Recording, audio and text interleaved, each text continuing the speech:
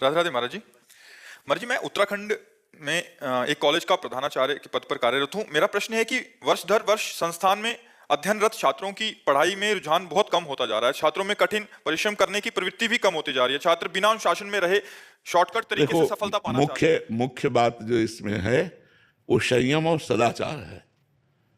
जब हम ब्रह्मचर्य का पालन करते हैं और संयम युक्त जीवन व्यतीत करते हैं तो हमारी स्मृति प्रवीण होती है और हमारी कार्यों में रति होती है और अनुशासनशीलता अंदर हमारे बढ़ती है। अब विद्या विनयम ददाती, विद्या विनय संपन्न बनाती है। अब बालक अविनय हो रहे हैं, अब असहनशील हो रहे हैं, स्मृतिहीन हो रहे हैं और चरित्रहीन हो रहे हैं। जो हमारे पावन चरित्रों का गुणगान किया गया है, इस ब्रह्मचर्य अवस्था, गृहस्थ अवस्था, वानप्रस्थ अवस्था, संन्यास अवस्था, वो हम अपने धर्म से अलग होते चले जा रहे हैं। इसलिए हमारी बुद्धि मलिन होती जा रही है और वो पकड़ नहीं पा रही। आप प्रधानाध्यापक हैं, आप हमारी बात में सहमत हैं कि नहीं? बच्चे अनुशासनहीन होते जा रहे हैं, बच्चे स्मृति विहीन होते जा रहे हैं। कोई नशा कर रहा है, माता पिता से उद्दंडता से व्यवहार कर रहा है, कोई गंदे आचरणों की तरफ बढ़ रहा है। इसका कारण है मोबाइल, कुसंग और अनुशासन न होना। माता पिता का अनुशासन न होना और गुरुजन अनुशासन करे तो उसे मानना नहीं है। अब आज का समय ऐसा थोड़ी कि मतलब आपके ऊपर अनुशासन किया जा सके। आपसे विनय कर रहे हैं, मान लो ना मान लो, आप जैसा माना। तो ये अवस्था विनय वाली नहीं है।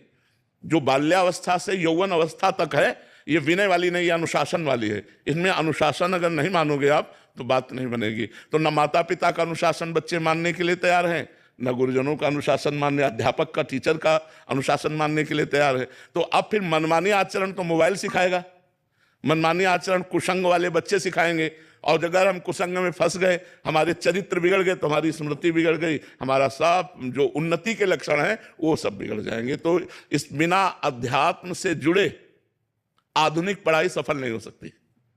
आधुनिक पढ़ाई के साथ साथ आध्यात्मिक शिक्षा अनिवार्य है। हमें कैसे उठना है, कैसे बोलना है, हमें माता पिता के साथ क्या व्यवहार करना है, हमें कैसे रहना है, हमें क्या खाना है, हमें हमारी दिनचर्या क्या होनी चाहिए, हमारा उद्देश्य क्या होना चाहिए, ये सब अध्यात्म सिखाता है। अध्यात्म से प्रवीण और आधुनिकता में प्रवीण तो हमारे राष्ट्र की सेवा में उन्नति करेंगे, एक से एक पदों में पहुंचेंगे और अच्छा व्यवहार करके हमारे समाज को सुख पहुंचाएंगे। और जब हम पहले से ही नशा करने लगे, गंदी आदतों में फंस गए, गंदी बातें, तो हमारे अंदर उत्साह नहीं रह जाता, हमारे अंदर स्मृति इतनी प्रवीण नहीं रह जाती। अगर हम किसी कारण से पदों में पहुंचे भी तो हम देश का, राष्ट्र का हित न समझ करके अपने स्वार्थ की पूर्ति वाली बुद्धि रखेंगे, जिससे हम समाज की सेवा नहीं कर पाएंगे।